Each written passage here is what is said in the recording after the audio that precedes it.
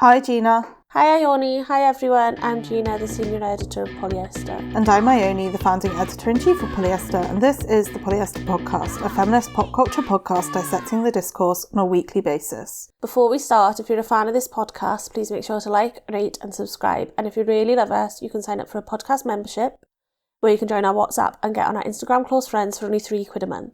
Do we have any reviews, Ione? We do. We do have some reviews. You're looking me right in the eye right now. I'd like to hear the review. 5 stars, insightful and witty. I love the topics, how well they're researched, and I particularly love when Ione and Gina pretend bicker. It's always funny and very obviously said in jest. Oh, that's kind. I'm ridiculously old to be listening, not even a millennial, but I like the fresh perspectives. It keeps me from falling into a middle-aged lady rut. Thank you. That is by McWadstock via Apple Podcasts in Ireland. That's lovely. That is lovely. Thank you very much. So, Gina. Go on. What are we doing today? Today we're doing the name on everybody's lips. Baby Reindeer. Baby Reindeer. Baby Reindeer. Say it 3 times and he'll appear behind you. The man. Like Beetlejuice. It's a bit much. It's a very serious topic. Would you like to give us but you've got to give a bit of levity. Our trigger warnings. Yeah, so we're going to go into the plot like very specifically and granularly. So if you're going to go watch it now. Before you do that though, I would recommend looking up the trigger warnings. But just briefly, it's obviously like stalking, abuse, sexual abuse, trauma, transphobia, homophobia, quite a litany of things. I've probably missed one off. Please go and Google it. We're going to go into fat phobia. Yeah, and we're going to talk about these topics within the podcast episode as well, so just so you're aware. So, for anyone that hasn't heard of what Baby Reindeer is, would you like to tell us, G? Because I haven't watched it, that is my disclaimer, but the reasons will become clear as to why I haven't watched it. Yeah, so Baby Reindeer, I'm not sure, it was like maybe 1 week ago. No, it must have been 2 weeks ago. It was only a week ago, I think. Well, I watched it last weekend. It was already been out for like 4 days. Oh, okay. Anyway, someone will tell us. So it's a Netflix show based on the true life experience of the writer, actor and director, Richard Gard. He plays himself in the show, but under a different name, Donnie. And it follows him as he gets a stalker, a woman who's a bit older than him called Martha, and follows like him dealing with the case of stalking, also the police, but also like assaulting him and assaulting people he knows, stuff like that, because of the stalking issue. She's a severely mentally ill woman as well, and it kind of touches on that. And then throughout the show, there's also Donnie grappling with his sexuality after undergoing some sexual grooming and sexual abuse at the hands of someone higher up than him in the comedy industry, like a writer in the industry who's like promising him the world, and then is sexually abusive towards him. Cool. Not really cool. Yeah, no. I feel like it was kind of a sleeper hit on Netflix. Like, as you said, it was out for a few days and then people were like finding it quite organically. Yeah, I feel I wouldn't have really clicked on it, and then people on Twitter were like, this is mad, like everyone needs to get on it. And then I think overnight it was like #1 most watched in the UK and US, which was a bit surprising, to be honest, because I feel like British stuff doesn't really not translate, but I'm always surprised when something so British goes like wild over there. It's interesting as well because I feel like obviously there is stuff on Netflix that is British, like sex education and stuff, but I haven't watched the show yet, but it feels like it's kind of a bit BBC coded, so it's interesting that like a Netflix show that is like BBC ITV coded has gotten big in America as well. Yeah, definitely. I think like with sex education and stuff, they do it, the way they make it is like through this lens where Americans can like still relate to it, like the school format and stuff, whereas this is so like really, really rooted in like London, especially, and Britain in general. But we're not really discussing, well, we are discussing the show, but we're also just going to be talking about the discourse that's erupted since the show has come out. So one of the initial main ones is that basically it's marketed as a true story, right? It's the first thing you see on the screen that says, this is a true story. And so for that reason, and also this also ties into Netflix as a platform. So basically people have been looking for the like real life people behind the characters, obviously apart from Gad, who he says it's about, he's himself. Yeah. So they've been looking for Martha, who's the stalker. And then also, what's the man called?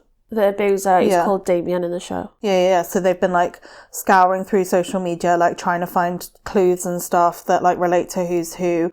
There is like someone who's quite high up in the theatre industry or like the comedy industry that has had to come out and say like, oh, it's not me. And also Richard Gard has had to come out and be like, stop looking for who it is and then had to name this guy specifically and be like, it's not him, by the way. Yeah. And then people have found this person who they think Martha is because they've correlated some of the tweets and stuff. Yeah, so it's interesting because when I was reading through our research, thank you Siham for doing it, part of the marketing around Netflix that I didn't see because I kind of came across it organically, it was saying like, these are the real emails. It was saying like, these are the real content. Like that's kind of like how they were selling it, being like, this is a true story and this is actually like what was said to him. And in the age of the internet, obviously people have pulled like specific phrases that were used in the show, search that on Twitter with the writer's name. Sorry, this is kind of like a manual on how to fucking do it, but don't.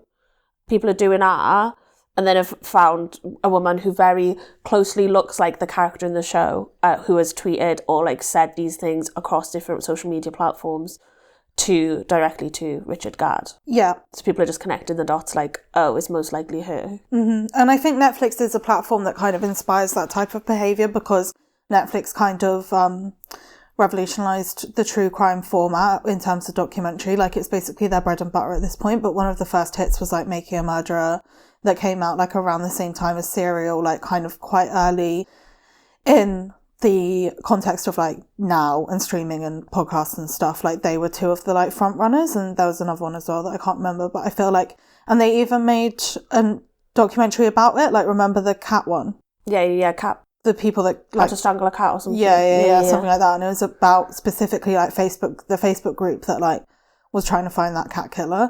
So I feel like Netflix itself kind of feeds into that culture as well of people going too far and like looking for real people or like rooting for the real people behind it.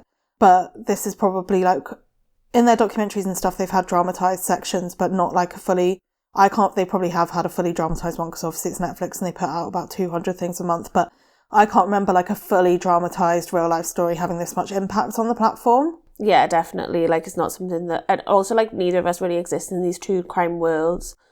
So I'm sure that they do exist within those spheres. Yeah. But there's been like, well, I guess there was like Gypsy Rose, but that wasn't on Netflix. Yeah. I'm talking about Netflix specifically. But Netflix specifically, yeah, because when we were like going through it, like the like thing that was kept leaping at me is like, who's responsible for there being such a bad safeguarding issue in this? Like the identity's not being changed enough for these people to still be identified. And you were saying that you feel like it's a bit purposeful. Yeah, I feel like it's a marketing technique because there's no, obviously having a true story as like a writer or a creator or whatever, you are taught not to do that. Like you were saying that when you've written stuff before, you have to like remove identifiable features from people.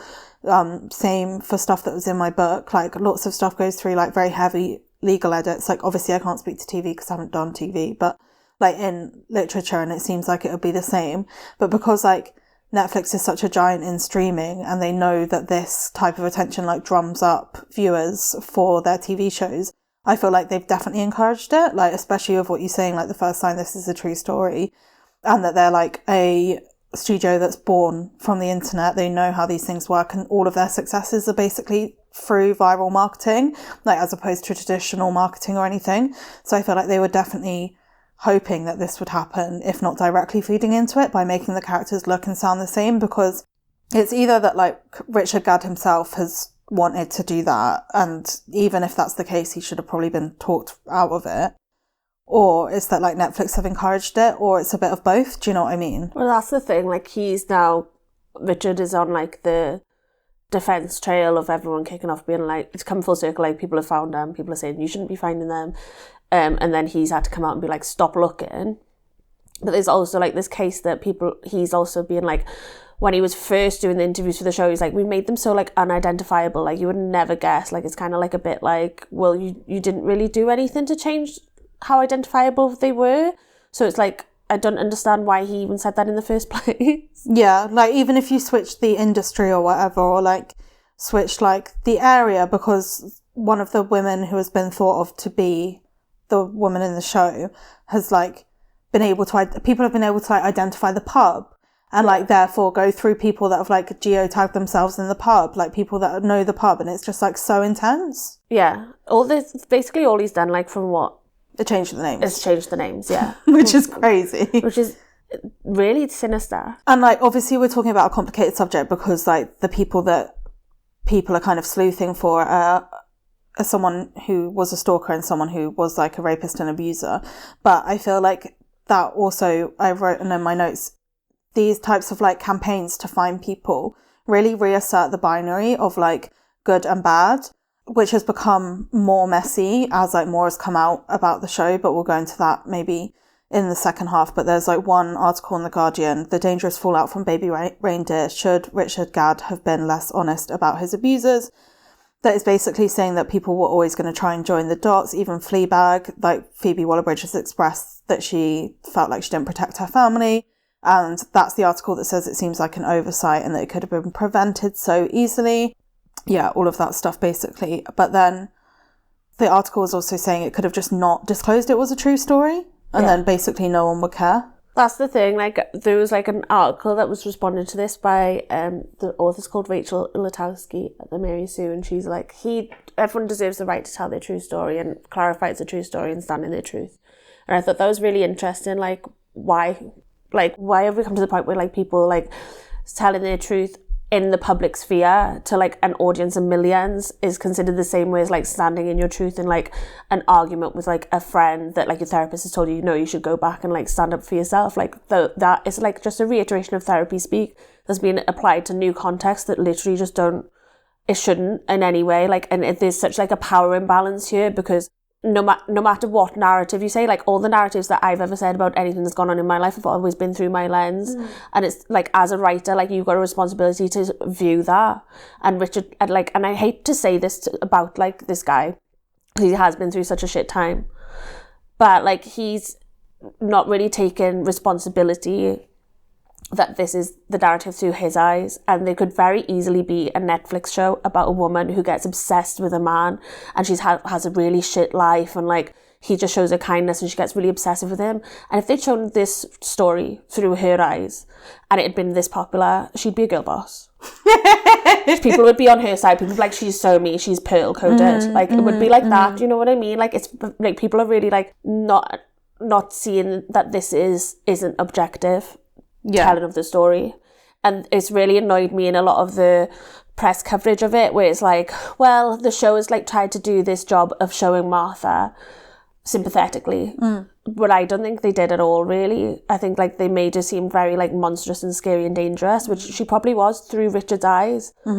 But she's a deeply mentally unwell woman, and they do show that in the show, but they don't show really like a lens of sympathy towards her going through that and having like this serious mental illness. Yeah, and then we were also saying she kind of like really feeds into stereotypes of like fat women in particular, like irregardless of whether the real Martha was like fat, she's feeding into those stereotypes in the show and the way she's portrayed, like being like lonely, being mentally unwell, like even being unkempt, like it's so like jarring. Like she's poor as well, like she's only eating ready meals when he looks through a window, like she's living like a pig in shit, like do you know what I mean though? Like they're just like laying all these things on her and they're like, we're showing her sympathetically because like look how horrible her life is. It's like, it's not really showing anything sympathetically because there's so many people who have so much ire against fat people and think that's just how fat people live. And also there's a difference between trying to like incite sympathy and like making someone look pathetic rather than showing them sympathetically. Do you know what I mean? Like exactly. To me, showing someone a character sympathetically is by like casting a certain specific type of lens that like helps you empathize with that person and helps you maybe understand the conditions that led to it, not just being like, look how pathetic this person is. Yeah, and look how obsessed with me she is. But then the only person who really gets like the sympathy edit in this show is Richard Gadd. Obviously. And he doesn't always give it to himself. Like, I've got to say there are standout points where he's like openly admitting like, I fucked up. I went about this way. I think it's because it was informed by my trauma from my sexual assault. I also think it could be because I've got like these own like internal homophobic issues, and also I'm a victim of being stalked, and like not all the decisions I made were right, and he like very openly, candidly addresses that. He's the only character who gets like a sympathetic edit, and then the woman that he's dating, what's she called? She's called Terry in the show, the trans woman that he starts dating, she gets a very sympathetic edit, I feel, in the show. Her narrative is kind of he applies to a trans dating website, lies about his identity to get with her, and then halfway through like tells her like, oh, I was lying, by the way. And then she tells her about his stalk and is like, we have to stay indoors now. And she has she falls into like quite a depression. She's like, oh, when the stalker attacks her, Martha attacks Terry and calls her a man, and obviously that's fucking awful. And then it shows like Terry processing that, and then it's like immediately going from being told that to having to be locked up inside with you and being like this secret thing about your life makes me have like a negative impact on myself. And then there's kind of like this more full circle moment where he sees her in the street and she's with a new man and she's just fucked it off.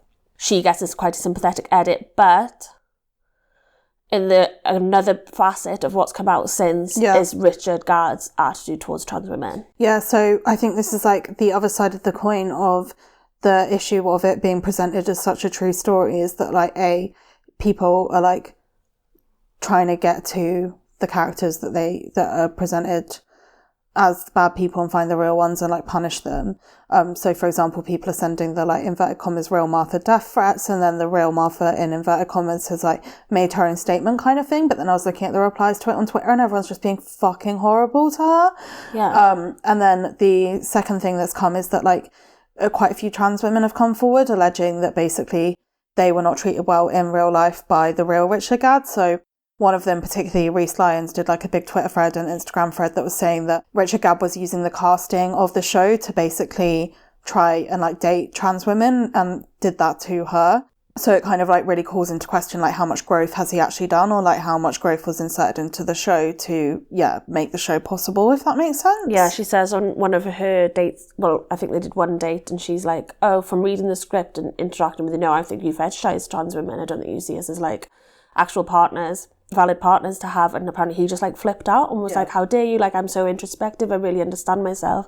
And that kind of like happens when people, I think what's interesting about the show is like he tells the truth, like, oh, he says, he doesn't say explicitly, but it's very clear that he fetishizes trans women, but is also like internally very like uncomfortable with his sexuality, and that's why he's hiding it behind closed doors. But then there's no like, and then this changed, or there's no like, and then this is what I learned from myself, and then I saw that was bad. It's kind of like just seen as like a subplot to this wider story, rather than like something that, it's just kind of like he's absolving of himself of it by telling the truth of it, the matter, without actually like, from the backlash that we've got and that we've read from these women coming forward, is that he hasn't actually changed. Yeah. So like, what's the point of even putting this in a show? Because you're just absolving loads of fucking other people as well as yourself from having this kind of attitude towards trans women. But I think that's the interesting final point in terms of what you were saying, like we only see one point of view and that is his, so therefore he's the only one that gets any absolution. Exactly, and that's kind of like it's very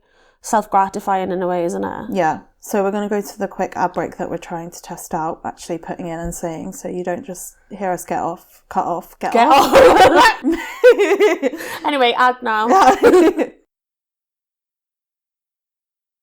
So to swerve, because like when I was seeing this, and I haven't watched the show because it seems like by day more and more backlash or like bad things comes out about it in general, so it kind of puts me off. And I think that's what you were saying, that like if you had all of this when you started it, I wouldn't have watched it. If I knew any of this, I would have been like, I don't want to play a part in it. Well, it's definitely a mess, like for sure. It's fucking grim, and it's sad because when I first watched it, I definitely had like an emotional reaction to it, and it really stuck with me for like a day, 2 days, and I was like, it's such like an interesting unpacking of trauma and the way that trauma can make you a bad person or even just a complicated person. Like I thought that's such an interesting narrative, especially for a man to put out in a fictional TV show, but that he's related to being about himself, or like I said, like this is a true story, just a fictionalized version.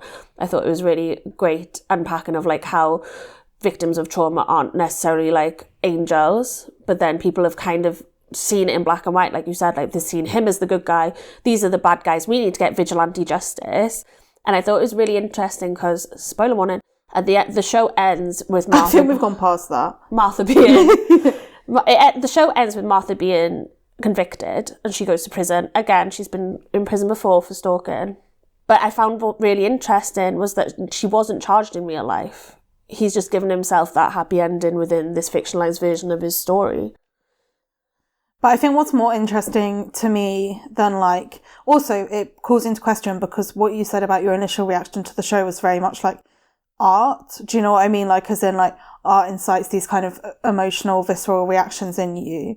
And I feel like the social media kind of onslaught since, and then considering whether or not that is actually a byproduct of how the show has been marketed is very much like commerce, and it brings in like all of these things in terms of like how we're marketed entertainment and like what the entertainment industry is now and like what gets eyes on screens or whatever, and then like feeds back into social media and how people react to it. So in the research, there's a lot about like true crime podcasts and how they specifically kind of invite audiences to become parasocial towards these like characters or people or the crimes that they're talking about.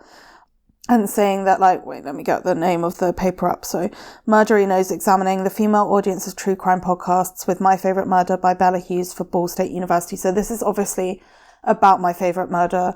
I haven't listened to it, but My Favorite Murder. But I feel like it's definitely applicable to this situation of people hunting down like the real life people, and even people coming out in response to like Richard Gadd's bad behaviour is also a reaction to this in a way. Do you know what I mean? Like it's a reaction to how we kind of process things through social media rather than like the water cooler conversations. Do you know what I mean? Whereas usually it'll be like 10 of you round, like having a coffee in the morning in your office, and then you go like, oh, right, yeah, and go sit back at your desks. Whereas now the conversation like rolls on and on and on. Yeah, you might read like a newspaper article about it, and then you talk about your mates, you have to see this, then you don't talk about it after, and then you'd move on. Whereas like there's so much information thrown at you from like behind the scenes, the context of it, this is what has happened after, that will make you have like bad thoughts about how you experienced it. So in this paper, there's a point in it that says that basically by bringing listeners into the personal accounts of others, it lends to the hyper intimacy of podcasts in particular, but I think that can also extend to like anything, especially when it's tied into a real story. Especially as like, you know, people watching this show like on their laptops, on their phones, on their tablets, like we don't have the same situation anymore of, you sit down at the TV and there's like a sense of removal, especially as like Richard Gadd like came up through Fringe, like he came up through a very like grassroots way, like we feel like that's already kind of instates some intimacy to the situation, I feel. Oh my God, and this is so made for those TikTok series, which is like woman stalks man, 10-part series, watch it, like find out, and then it's like someone's cut an episode into like 10 TikToks. So sorry, that's such like a segue. So that hyper intimacy extends to the speakers as well, wherein listeners feel as though they develop parasocial relationships with the hosts, and that there's another article in Cosmo, Everyone Has Missed the Point of Baby Reindeer, by the way, by Kimberly Bond for Cosmo, saying we've developed an insatiable appetite to uncover the truth regardless of the wishes or the pain of those involved. We're no longer just passive viewers. We have to actively play as armchair detectives and unpick the reality of a story from the embellishments made with artistic license. And I think this also like ties into a few things that have happened on TikTok, in that like I feel like it's just been a really big week for stuff like this. That makes it sound really like light, but obviously it's not. But there's been like a couple of high profile deaths on TikTok as well, like one of them being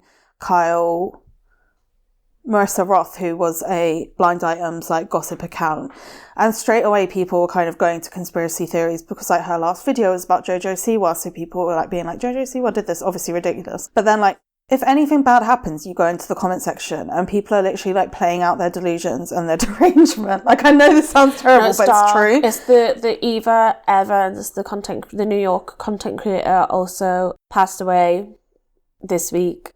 And then Seaham pulled out some screenshots from like the comments, and people were saying people aren't talking about betrayal trauma is something absolutely not talked about enough. If I died and someone used that to bring up some theory, like speculating on my death, why my death happened, that's so dark. And the thing about social media as well is like, when we've experience this in real time, like you won't avoid it, like it's so hard to remove yourselves from those conversations and not you won't take part in it, but you'll just like see it and like it'll get under your skin and it's endless. Well, algorithms are definitely playing into this as well. So I was shown the Eva video where she goes to a psychic, which I think has been pushed to a lot of people after her passing, which is like really, really dark. And then there's comments like, guys, please stay away from psychics. They receive information from the demonic. Going to a psychic opens a door into your life for demons to have full range on you. And then like all of these other people are commenting like, oh my God, just been shown this. Or like, turns out it was a lie and she's not psychic. Turns out this, turns out that. Like, really, they're acting like these people are like characters in a show. But the algorithm plays to that. So, for example, obviously when Eden died, there was so many social media posts about it. But then on my For You tab on Twitter, it was every single one was relating to death. Or like I was being getting thrown tweets about Eden from people that I don't follow, people that I don't know. Like you're constantly being like regurgitated this information because the algorithm knows that like if you don't have a direct relationship with that person, which obviously makes it really triggering and fucking shit, that there's like a nosiness where people go, well, I want to know everything about that. I want to watch like 10 hours of this girl content. I want to know everything about her life. Like people have been trying to go for Eva's ex-boyfriend because they broke up like shortly before her passing and literally trying to like dox him. That's the thing, like what used to be purely speculative has now been for like, and stuff that you'd say like behind closed doors, like stuff that you'd like say to you, might be like, oh my God, I wonder what happened, has now been like bolstered by the anonymous nature of the internet to just say whatever the fuck you want with no consequences, which is starting to eke out into real life where there are consequences, and it affects real people and it affects the families of people like victims like this, and it affects Martha, for instance. The anonymous nature of the internet has led us all to like just having such like low boundaries about like our internal thoughts that should, or like our like private conversations have just become so public, and they've been like validated by the internet because people are like joining in because they're like, oh, I also thought this and I felt bad for it, and then it spirals into this thing, and that's kind of like what true crime is. It's validating these people with like a special interest in murder or like crime. Well, there's literally also a crossover in terms of before this would be like community building or bonding in terms of in your small friendship group, but now people are seeking validation in these comment sections, like who can have the best theory or who can do this or who can do that, or they're finding other people to have like this conversation with that maybe they don't. So it's like also like bridging some weird kind of like loneliness gap, and people seeking similar behavior from other people where they might not be able to have those conversations in real life, and all of these things. Like it gets really, really complicated. But yeah, I think there's a reason why it's uncomfortable to have those conversations in real life, because it's like if you said that in a place that can be frowned upon by someone that it truly affects, it's fucked up. Yeah. Like there's no way around it. Like that's fucked up. And the way that the internet has like just really disregarded how they just don't see that people who are affected by this, even by like a fucking like tenuous link, like something like that might have happened to someone in their family. Yeah. Like there's just no regard for like making sure people don't come across things that are gonna emotionally harm them. And I think I've become so much more aware of that in the past year or so. Well, I feel like there's a twofold kind of responsibility here. Like there's one responsibility on the actual tech side of things for like the people that create algorithms not to like, okay, it's harmful for you to be shown like a Stanley Cup 20 times in an hour, but it's not like, it's like not actually psychologically damaging. Do you know what I mean? But it's like literally stripping away like our ability to communicate empathy and sympathy, turning people's lives into content, which then goes back to the Baby Reindeer show, because there's a quote of him saying, oh, I thought this would be a good story while it was happening to me. Yeah. And it's making us process our lives in all of this way, because Tavi said something similar in the Taylor Swift scene she does, where she's like, in one of the fake emails, Taylor's saying to her, like, oh, the way you told that story was weird because it was like you were already considering it in the context of like a story with a bird's eye view. And we're all getting trained to think of our lives in this way and dehumanize each other. But we, as users of these platforms, need to be the ones to stop that, not the platforms themselves, because they're always going to act within the best interest of engagement. Yeah, they're always going to be following like what gets them the most engagement, and most of the time the thing that gets them the most engagement is rageful discourse where people are disagreeing with each other. Like there's no comment section longer than people having an argument. As we know.